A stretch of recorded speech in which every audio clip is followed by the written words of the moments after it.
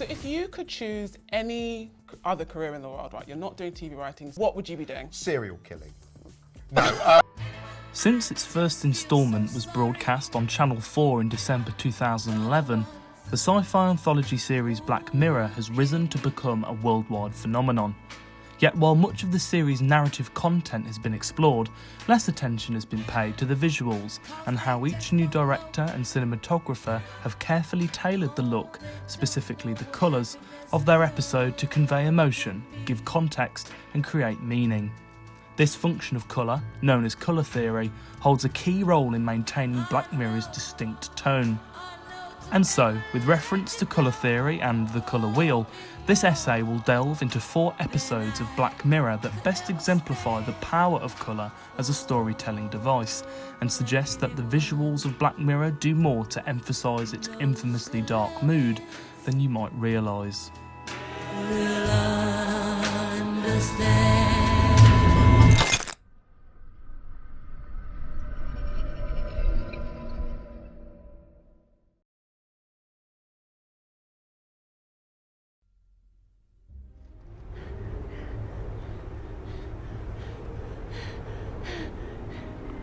Anyone? Come in. If you can hear me, it's Bella. Hello? Season 4, Episode 4, Metalhead, is Black Mirror at its most raw and ruthless. It was, as you can see, shot in black and white, completely, the only Black Mirror episode to be filmed in this way. But why? What are the advantages of this? Firstly, a black and white picture is usually clearer and more defined than a coloured one. Metalhead has little dialogue in many instances where its protagonist, Bella, must convey emotion through facial expressions, the sharper image emphasising these expressions by capturing otherwise unseen lines, shadows and creases. The second advantage, the main one, is one of story. The episode is a chase between a terrified woman and a relentless killing machine in a desolate world. The episode provides no context, no character arcs, and no world building. The robot dog is sharp-edged and jet black, a shade in keeping with its pragmatic pursuit of death, and tracks Bella by itself, seeing the world as a pixelated, colourless realm without detail or soul. Charlie Brooker explained that shooting in monochrome suited the Spartan nature of the story.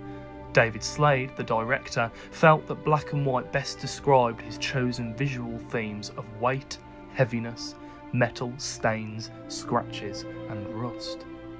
Metalhead is, in essence, a horror story, a relentless sequence of brutal, unceremonious death without message or moral. What place would colour have in a story like that?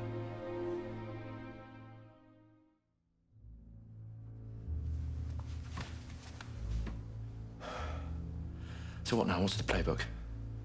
This is virgin territory, Prime Minister. There's no playbook.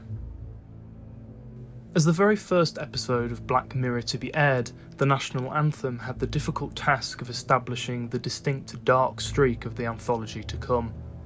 It achieves this visually in several ways, firstly and most explicitly in a scene set during the early morning when the Prime Minister is being shown a disturbing ransom video. The scene is monochromatic, with almost everything heavily saturated in a shade taken from the same segment of the colour wheel. In this case, the colour is a cold one, blue, and while it highlights the time of day, its effect is more to evoke an overwhelming feeling of gloom and despair.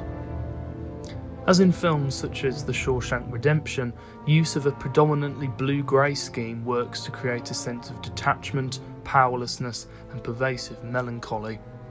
In the National Anthem, this heavy veil of blue disappears as the episode gathers pace, but subtle use of it continues to appear, usually in instances of stillness or slow motion that coincide with moments where absurdity gives way to the gut-wrenching truth.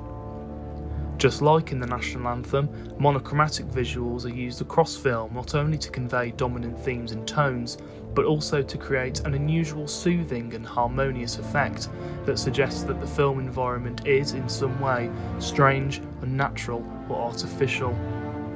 Black Mirror plays with this style to emphasise a surreal quality, like a nightmare, coaxing viewers into contemplating the series' core idea. Something as shocking and disturbing couldn't possibly happen in the world we live in today. Or could it?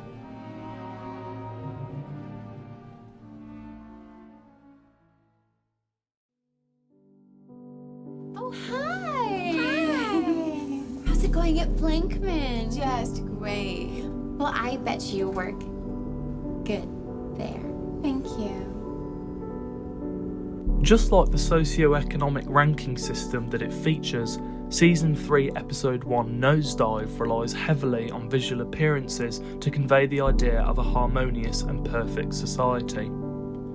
Most things in the episode, especially clothing, therefore belong to a specific colour palette made up of what colour theory dubs complementary colours, colours opposite one another on the colour wheel that provide optimal contrasting qualities, making themselves seem brighter and more vibrant.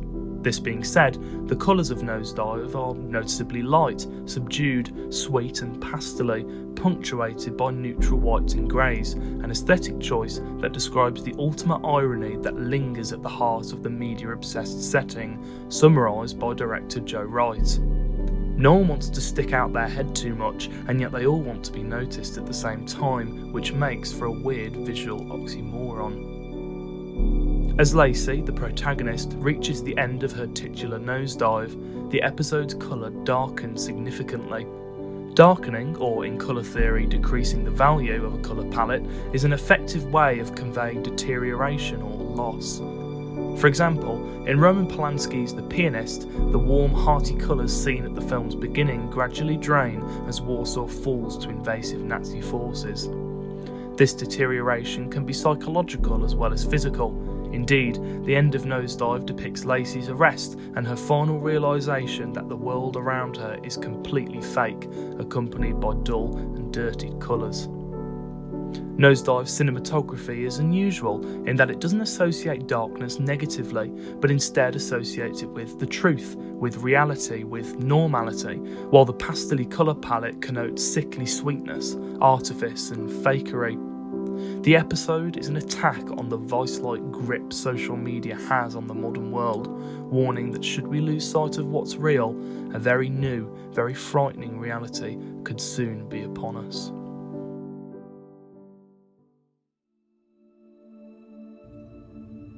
The whole thing's much better if you let yourself get into it. You think that I'm playing along with your Space Force bullshit? Space Fleet. Whatever. You can think again. This is my ship. I am your captain. An order is an order. Then go fuck yourself, sir. Okay. Perhaps the most cinematic episode of Black Mirror to date, Season 4 Episode 1 USS Callister is a modern reimagining of the terrifying Twilight Zone episode It's a Good Life that also pays homage to the dazzling, colourful aesthetics of Star Trek. The episode is more than just a nostalgia trip or flashy spectacle, however. Colour is key in distinguishing the central conflict. Much of the episode, set in a virtual reality, is coloured brightly. Uniforms are styled in triadic colours, in this case the primary colours, while the surrounding bridge is set in secondary oranges and purples. In contrast, outside the VR world, environments are almost always in oppositional, dark, neutral colours. Given that the VR world is used by antagonist Robert Daly to humiliate and torture his colleagues, the colour scheme is, at first, entirely misleading, convincing a viewer of the episode's innocent, tacky charm, only for it to be revealed as having a much darker, more serious slant. It has a simple, childlike appeal that reflects Daly's want for excitement and energy, things he lacks in the real world. Notably, instead of wearing yellow as Captain Kirk wears in the original Star Trek, Daly wears red, representative of authority, anger and danger. The only other character in red is Lowry, a choice only made as she's the first to be killed off in the episode, fitting with the Star Trek red shirt trope. The ship's colours are tied directly with Daly's character, his virtual character at least. When Daly comes online, the lights and colours brighten, signalling the start of the fantasy. When Daly is eventually deleted, the bright colours go with him, replaced with a cool white and blue scheme reflective of the J.J. Abrams Star Trek reboots, signalling purity and a new beginning. A combination of tense drama, overt comedy and spectacular action, USS Callister is an unabashed romp, unafraid to dip and dive between tones. This flexibility provided by two very different, very particular arrangements of colour, each intertwining to create a story where realities collide with very entertaining results. It might seem strange that, despite knowing it well, people will always struggle to describe colour. What is it exactly? What does the colour red look like, for example? Perhaps the question we should be asking ourselves is, what does colour do? How does it make us feel, make us think? How do colours work together, and to what effect? Black Mirror is significant in that it covers almost all bases, reaching deep into the corners of colour theory, producing all sorts of palettes that set the foundation for each episode's emotional state. Whether they're flashy or subdued, saturated or completely absent, colours are what give Black Mirror diversity and range beyond merely dull, depressing tales of dystopia. Colour is our perception of the world, and so with each new Black Mirror setting comes a new arrangement of colours, hues and shades, all ready to tell us of the journey ahead, ready to make this new world their own.